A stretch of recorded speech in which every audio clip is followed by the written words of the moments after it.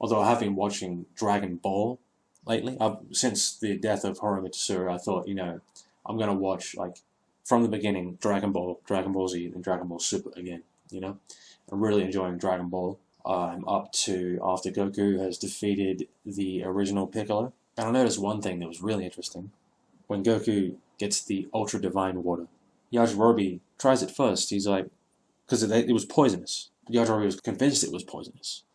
And before Goku drinks the whole lot, he goes, let me try it. Just a little bit. Dips his finger in, puts it on his tongue, and he freaks out. Holding his neck like he's choking, dying, and then comes back and says, it's poison.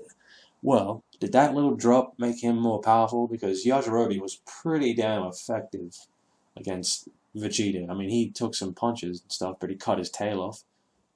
He was a necessary character, and I do wonder if they factored the fact that he did that into his power. Because he wasn't too bad. He was pretty strong back in the day. Of course, now he's just the Bean Daddy. I'm the Bean Daddy.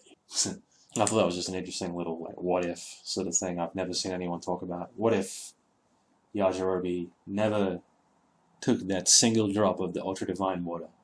Would he be able to have cut Vegeta's tail off? Or did they just kind of forget about that? It's been interesting going through Dragon Ball with the mindset of I'm a Dragon Ball channel creator. It's pretty interesting. So I've been watching Dragon Ball in my spare time.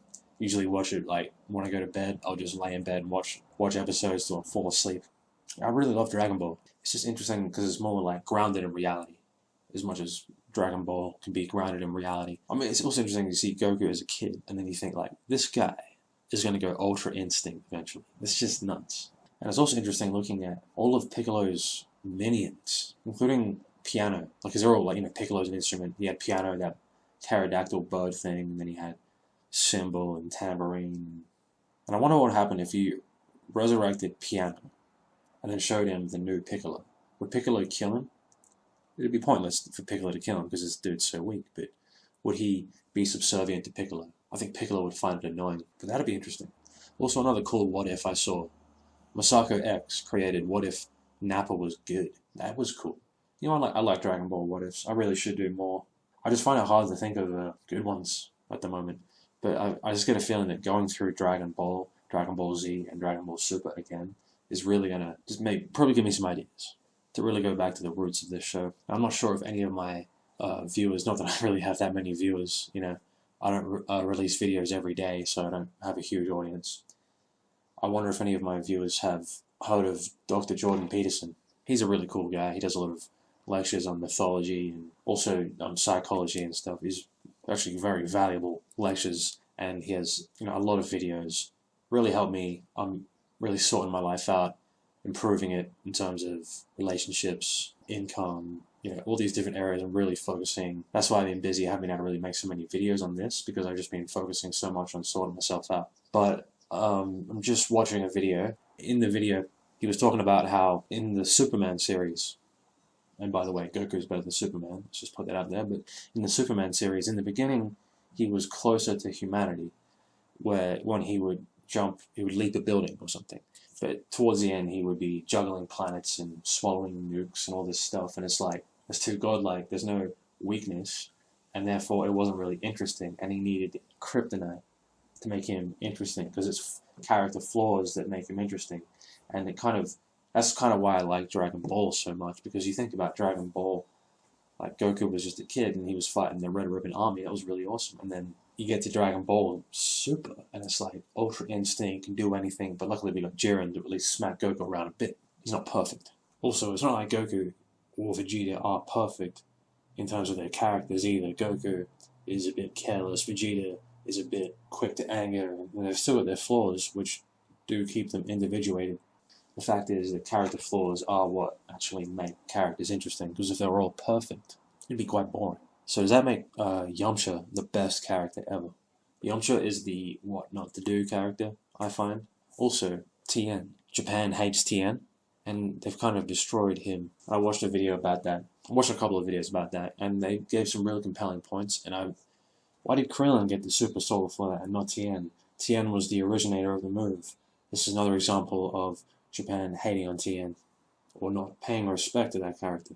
What the hell is that? I'm kind of wondering why Master Roshi is more powerful than Tien. considering Tien's consistently training, but then Master Roshi is supposedly secretly consistently training. I guess I like that. That secret training's cool.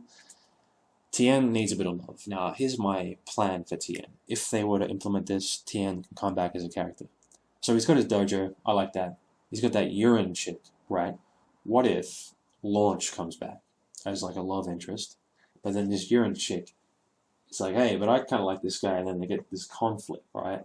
And then maybe Tien can come like just a little bit of a ladies' man, and then Yamcha's like, oh man, he's stronger than me, and he's getting the chicks, and you know, and then maybe Yamcha's like, oh, I will also join this, and then like there's this, like let's bring these guys back in kind of thing, you know what I mean?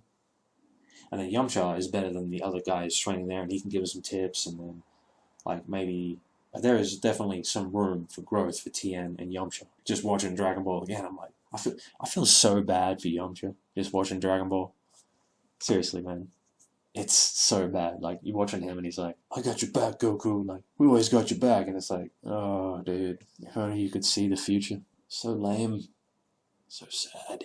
You know, poor Yamcha. But the thing is, with these characters, you know, the flaws are important. And I also feel like all of the Dragon Ball characters are also put forward like a lesson to humanity. I feel like this Dragon Ball is just a really great show altogether.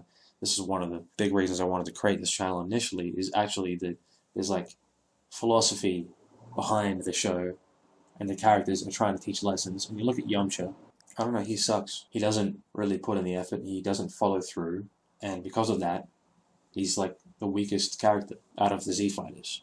Tien, you know, he's a pretty humble dude. He had to atone for all of his sins. And he became quite powerful, but I don't know why they're treating him so bad. But they are. I really think they should actually implement what I just said before, and have Launch come back. They didn't. They got rid of Launch for Dragon Ball Z because they thought, well, maybe the fans would be confused because we're going to introduce Super Saiyans. Like, how stupid do they think we are? That's crazy. Bring Launch back, because we got Super Saiyan Blue now, and I think we are smart enough to not get confused by that. I just really like Launch as a character. And Launch, you know, Launch was really growing as a character, and then they just cut her out. Like, she was one of the great chicks in this show. So is Bulma. Just like, yeah, I'm glad I started watching this again just to really respect the character of Bulma as well. Really good character. She grows a lot in the show, and I totally could have seen Launch growing too. I'll have to try and do a video in the future on Dragon Ball character archetypes and sort of explain like what I am taking as like philosophical lessons behind the characters and how they're changing. Thanks for watching the video. Super Omnilord out.